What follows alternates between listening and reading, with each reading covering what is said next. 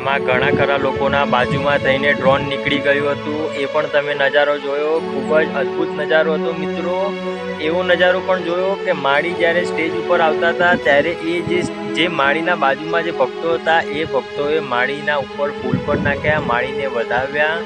મિત્રો એ બધા ભક્તો બહુ જ રાજી થઈ ગયા છે. એવા ભક્તોને પણ મેં જોયા કે એ ભક્તો માળીએ જે વાત કરી હતી, માળીએ જે અંતર્યામીપણે જે શબ્દો બોલ્યા હતા એ ભક્તોના સવાલના જવાબ મળી પણ ગયા હતા. એવા ભક્તો પણ બારેજાના અંદર હાજર જ હતા.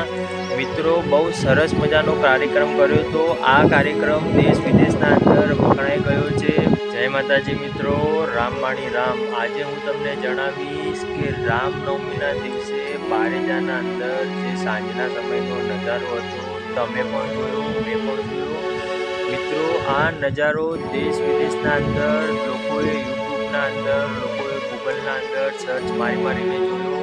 મિત્રો બારેજાનો ડંકો વાગી ગયો, કુંભાર મેળવીનો ડંકો વાગી ગયો. એનું એક જ કાર્ય છે કે એ કાર્યના અંદર તમે પણ નિમિત્ત બન્યા, હું પણ નિમિત્ત બન્યો અને જે ધાર્મિક કાર્યક્રમ કર્યો હતો એ ધાર્મિક કાર્યક્રમે લોકોના મન જીતી લીધા. માં આજે હું માને બે હાથ જોડીને પ્રાર્થના કરું છું કે મારી નિંદા કરવાવાળો નિંદા કરશે, એનો ધંધો છે, પણ તું મોટું મન રાખજે માં. અમારા લોકોનો સહારો તું જ છે. અમારા આટલા લોકો જે બેઠા છીએ, અમે આટલા જે લાખ ભક્તો તારા છીએ, અમે કાંઈ ગાંડા નથી કે દિવસ રાત રામવાડી કરીએ છીએ. મિત્રો તમે પણ જોયું, મેં પણ જોયું. 1 લાખથી વધુ ભક્તો એ જગ્યાએ હાજર પણ હતા અને ઘણા ખરા લોકો યુટ્યુબના માધ્યમથી વિડીયોનું લાઈવ પ્રેઝન્ટેશન જોઈ રહ્યા હતા. રામનવમીના દિવસે જે માળીએ પ્રવચન કર્યું એ પ્રવચનના અંદર એક જ વાત કરી કે આ દુનિયાના અંદર તમામ મોહ માયા મૂકી દેવી છે, તારું મારું મૂકી દેવું છે અને એક જ વાત રાખવી છે કે રામ નામનું જપ કરવું છે, રામનું નામનું રટણ કરવું છે. મિત્રો 24 કલાકના અંદર અડધો કલાક તો ભગવાન માતાજી માટે કાઢવો જ જોઈએ. કેવા બધા સરસ મજાના લાઈનમાં આપણે સૌ બેઠા હતા. રામનવમીના દિવસની વાત કરું છું. જે ભક્તો હતા હાજરમાં અને જે ભક્તો વિડીયોના અંદર જોતા હતા, હું તમને આજે લાઈવ નજારો આખો કહીશ કે કેવા શાંતિથી આપણે બેઠા હતા, માળીનું પ્રવચન સાંભળતા હતા.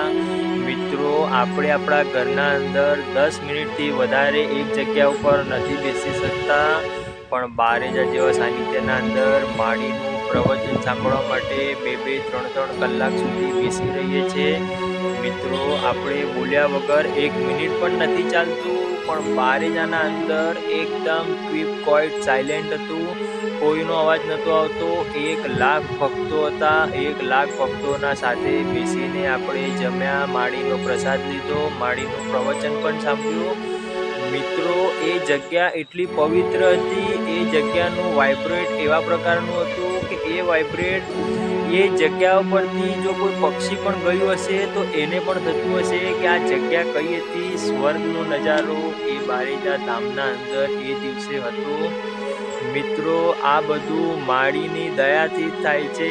આપણે 1 મિનિટ પણ જો ઘરે શાંતિથી ના બેસી શકતા હોય તો આપણે એ જગ્યા ઉપર એકદમ સાયલેન્ટ થઈને બેસીએ છીએ.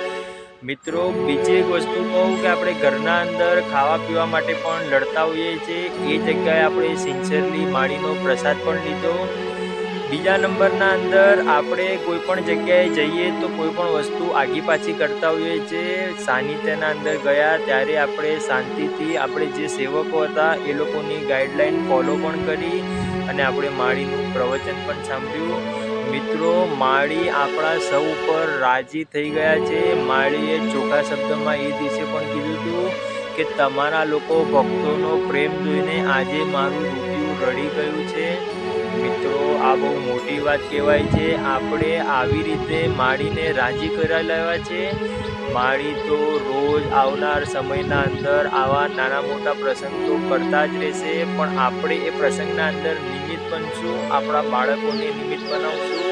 અને મિત્રો હું તમને ફરીથી કહું કે જે જગ્યાએ ગીતાનું જ્ઞાન મળતું હોય, જે જગ્યાએ સંસ્કારોનું સિંચન થતું હોય એવા સાનિધ્યના અંદર જવું જ જોઈએ.